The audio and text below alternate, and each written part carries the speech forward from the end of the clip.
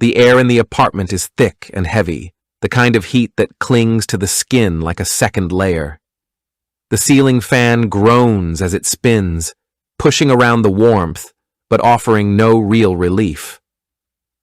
Outside, the city hums with the restless energy of a record-breaking heat wave, the pavement still radiating long after the sun has set. Elias watches Daniel move around their small kitchen, the fluorescent light flickering above him. There's something off tonight, something he can't quite place.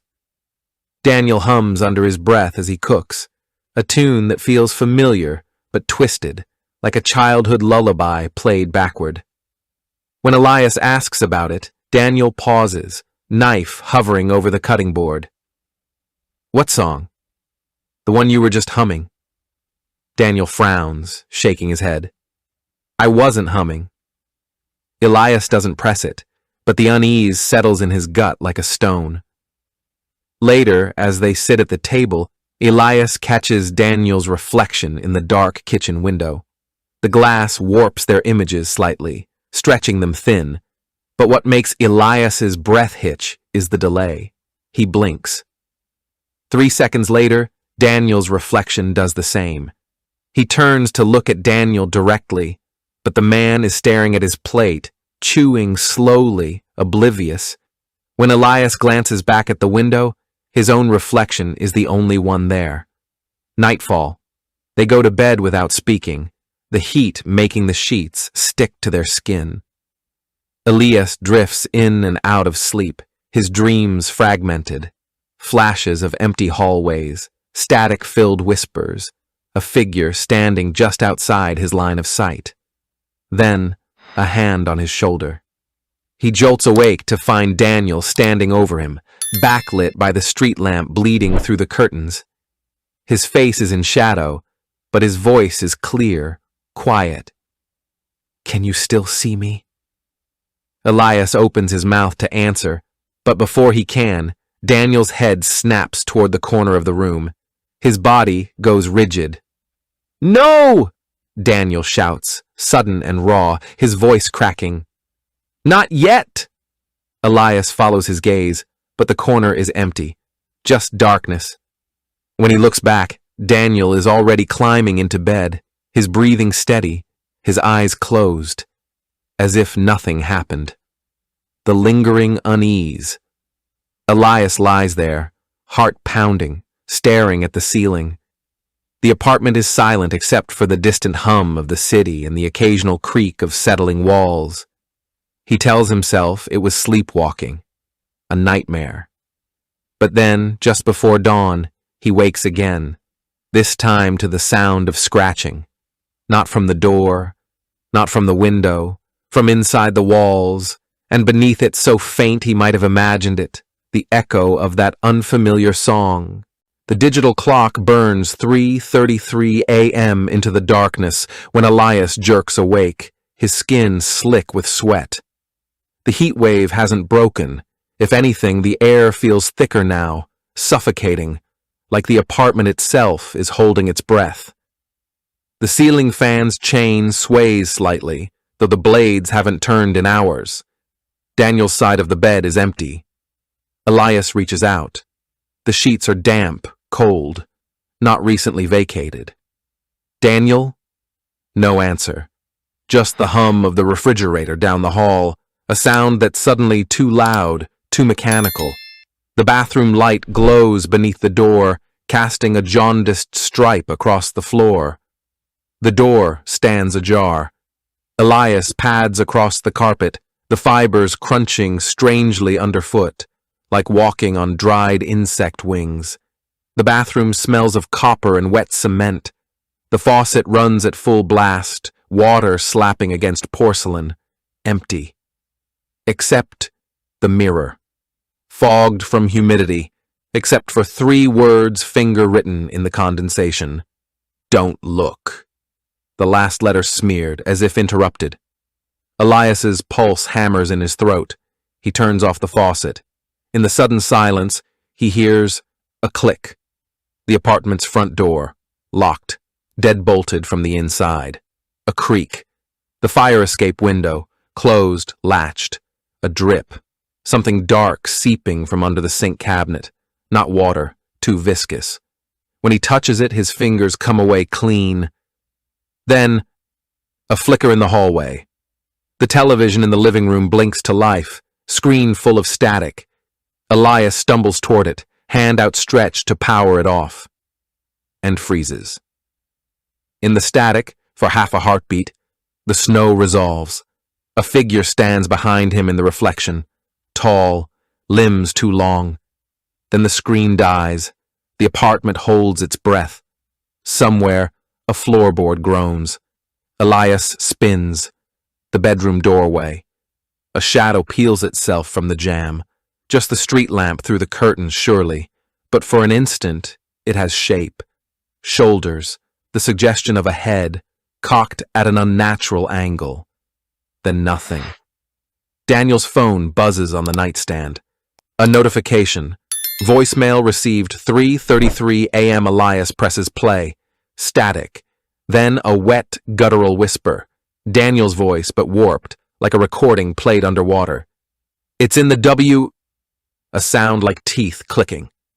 The call disconnects. Elias stands in the center of the bedroom, the phone trembling in his hand. The clock now reads 3:34. Outside, the heat breaks. The first raindrops hit the window like fingertips, testing the glass. The rain hasn't stopped by the time Elias reaches the police station. It slicks the pavement outside, turning the precinct's fluorescent lights into smeared halos against the glass doors. Inside, the air smells like stale coffee and industrial cleaner. A ceiling fan wobbles overhead, its rhythmic click-click-click syncing with the second hand of the wall clock. Detective Rourke, a man with the tired eyes of someone who's seen too many missing persons cases, flips open a notepad. His pen hovers over the page. Start from the beginning. Elias does, the heat wave, the humming, the reflection that blinked out of sync, the bathroom mirror message, the static-filled TV. Rourke's expression doesn't change. And you're sure he didn't just leave? Elias slams his palm on the desk. The door was deadbolted from the inside. The detective exhales, flips a file open. Let's check the hallway footage. The security tape. The monitor glows blue in the darkened evidence room. The timestamp reads July 14th, 2023, 10:47 p.m. Daniel appears on screen, carrying groceries.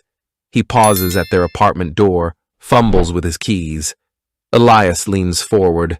There, that's the last time I saw him before. Rourke freezes the frame, zooms in. The timestamp in the corner isn't 2023, June 2nd, 1993. Elias's breath catches. That's impossible. Rourke rewinds, plays it again. Now the date reads September 18th, 1954. The footage itself never changes, just the timestamp. Daniel still wears the same shirt Elias buried in the laundry hamper yesterday. Rourke ejects the tape. Glitch in the system, but his fingers tremble slightly. The freezer phone back at the apartment, Elias tears through drawers. He needs proof. Something tangible. The freezer door creaks open. Inside, wedged between frozen dinners, sits Daniel's phone. Screen cracked, condensation fogging the glass. Elias thumbs it on. Last search. How to stop being seen. Notes app. Last entry. It works better in the cold. Slows it down. If I stay here, maybe it won't find me. Maybe I can... The rest is deleted. Elias's own reflection stares back at him from the black screen. Except his pupils aren't quite right. Too large. Too hungry. The neighbor's testimony. Mrs. Ruiz from 4B chain smokes by her door when Elias returns. You heard it too, then? She rasps. Heard what? The whispering. Through the walls. Last night. She exhales smoke. Like someone was rehearsing, saying the same words over and over. Elias's throat tightens. What words? She stubs out her cigarette. Look away. The reflection. Elias replays the hallway footage on his laptop. Daniel enters. The door shuts. Then, a blur. A figure trails behind Daniel half a second out of sync. Elias pauses, zooms. The face is his own. His reflection's lips move, soundless. He reverses the clip. The audio crackles to life. A warped, backward whisper. You're next. The unraveling Elias calls his therapist. Dr. Chen listens. Then, carefully, Elias, grief can make us see things that aren't. A gasp. What? Elias snaps. Silence. Then, shaky. I just saw Daniel. Behind you. In the mirror. A beat. I need to cancel our sessions. The line goes dead. The apartment feels different now. Not just empty, but hollow, as if the walls themselves are holding their breath. Elias sits cross-legged on the floor of Daniel's study, surrounded by scattered notebooks, loose papers, and Polaroids. The air smells like ink and dust, and the only light comes from a flickering desk lamp, casting long shadows that twitch like living things. He hadn't realized how much Daniel had been documenting. Not just notes, warnings. The first journal. Perceptual fading.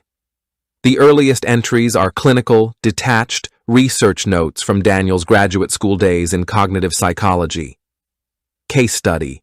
Patient LH reports losing time, claims strangers walk through him in crowds.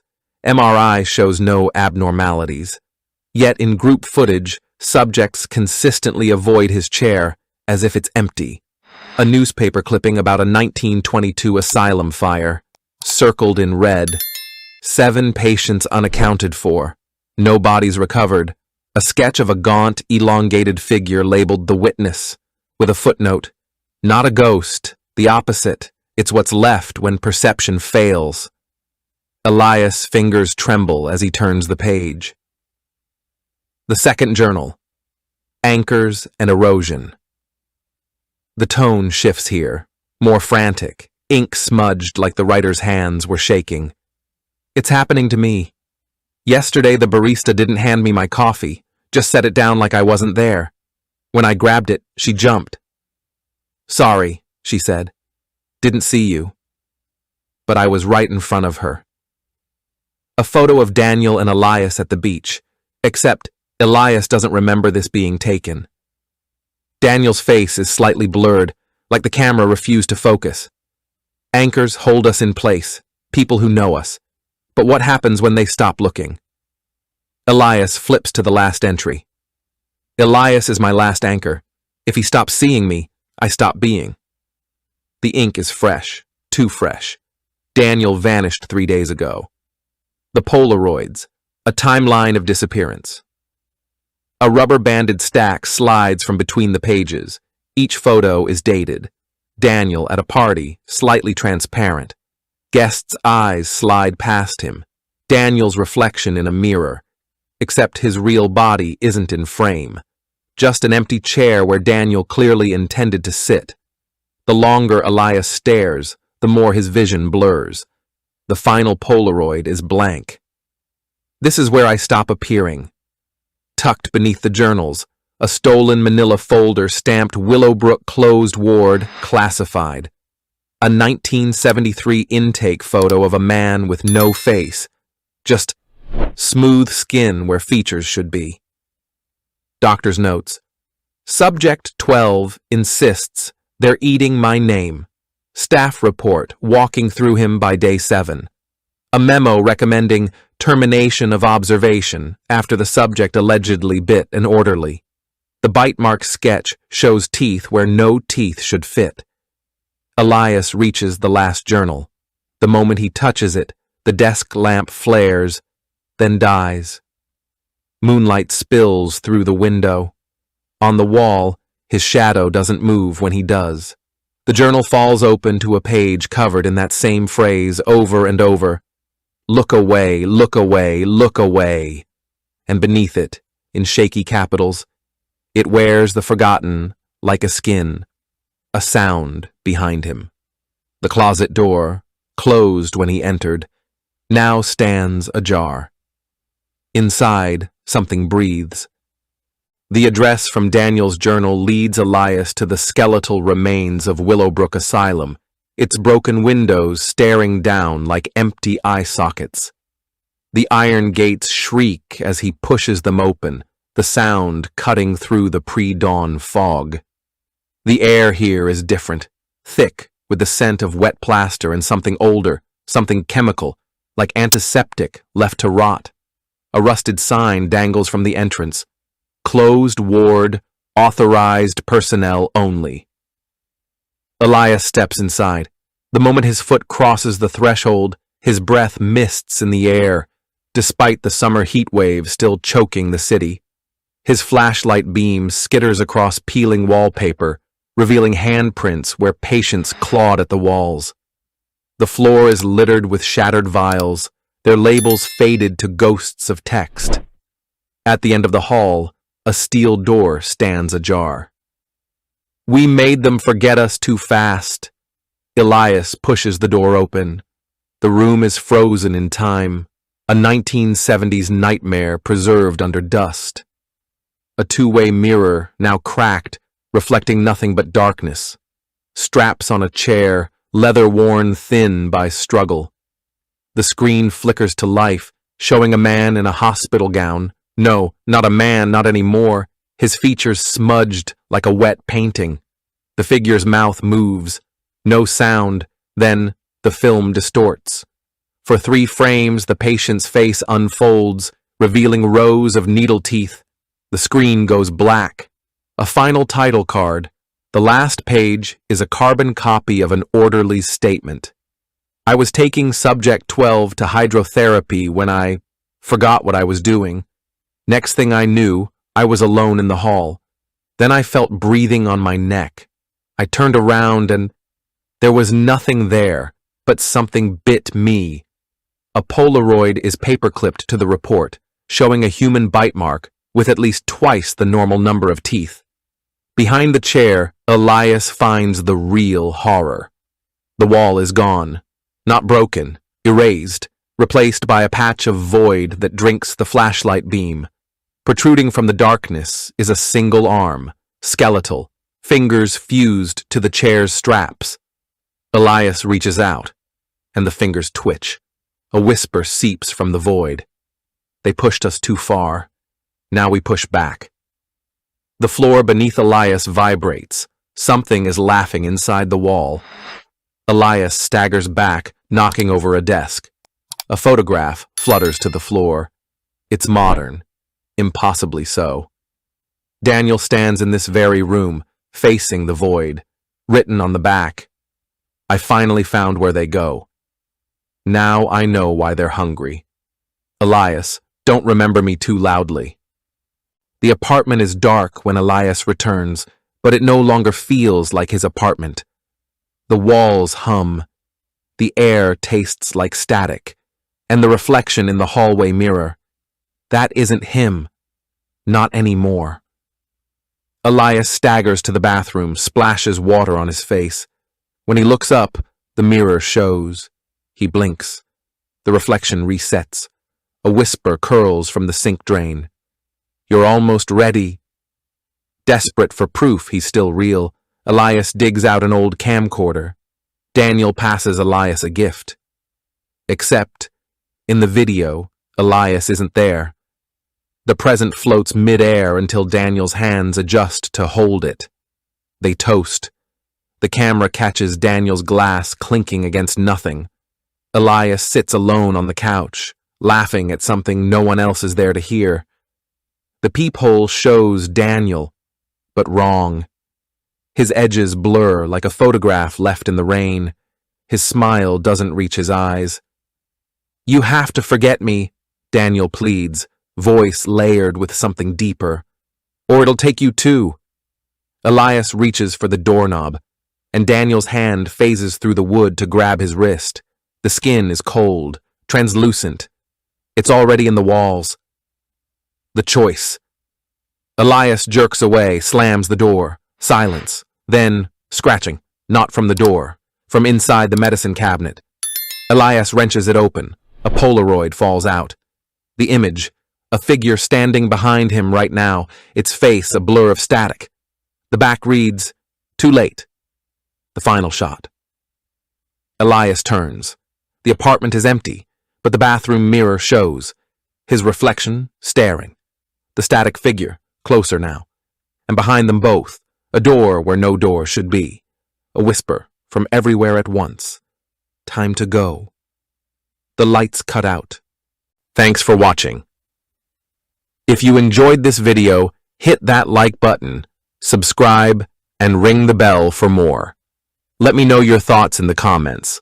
I'd love to hear from you. See you in the next one. Bye for now. Thanks for watching.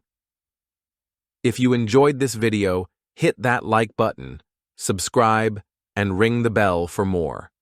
Let me know your thoughts in the comments. I'd love to hear from you. See you in the next one.